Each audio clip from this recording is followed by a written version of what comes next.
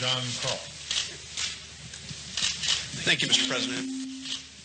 One of your closest allies in the House said yesterday, when you've got 97% of your constituents saying no, it's kind of hard to say yes. Why should members of Congress go against the will of their constituents and support your decision on this? And I still haven't heard a direct response to Brianna's question.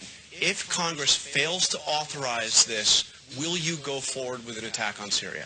Right, and you're not getting a direct response. Brianna asked the question very well. It's a pretty basic question. I was going to give you a different answer. No. What I have said, and I will repeat, is that I put this before Congress for a reason. I think we will be more effective and stronger if, in fact, Congress authorizes this action.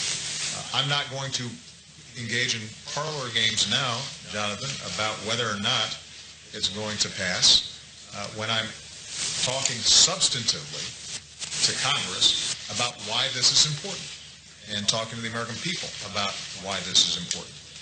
Now, with respect to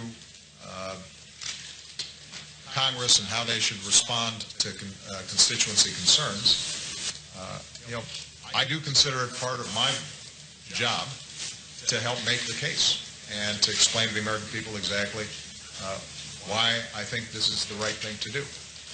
And it's conceivable that at the end of the day, I don't persuade a majority of the American people that it's the right thing to do. And then each member of Congress is going to have to decide, if I think it's the right thing to do for America's national security and the world's national security, then how do I vote? And you know what? That's what you're supposed to do as a member of Congress.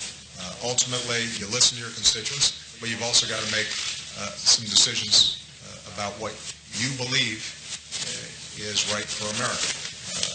And that's the same for me as President of the United States. There are a whole bunch of decisions that I make that are unpopular, as you well know. But I do so because I think they're the right thing to do. And I trust my constituents want me to offer my best judgment. That's why they elected me. That's why they re-elected me, even after there were some decisions I made that they disagreed with.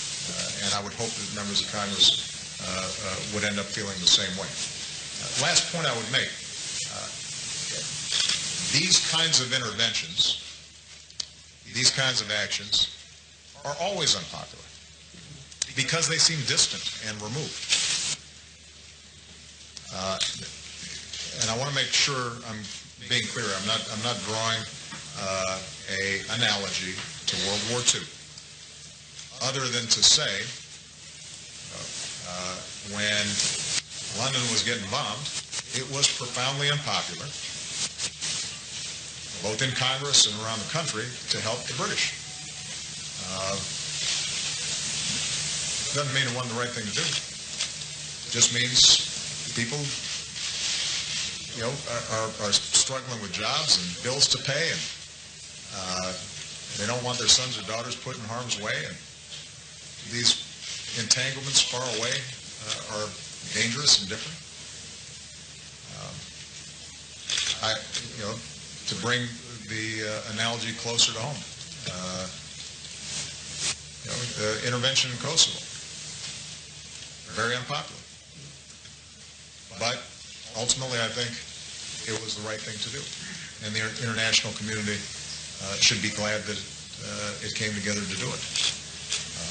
When people say that it is a terrible stain on all of us that hundreds of thousands of people were slaughtered in Rwanda.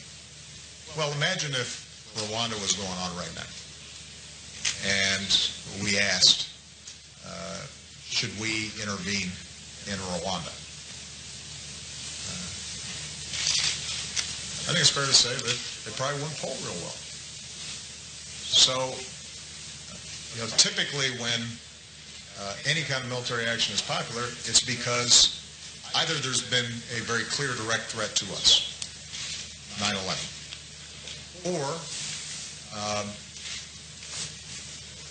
an administration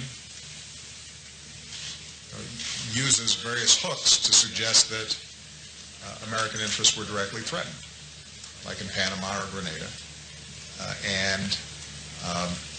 Sometimes those hooks are more persuasive than others, but typically they're not put before Congress. And again, we just went through something pretty tough with respect to Iraq. So all that, I guess, provides some context for why you might expect people to be resistant here.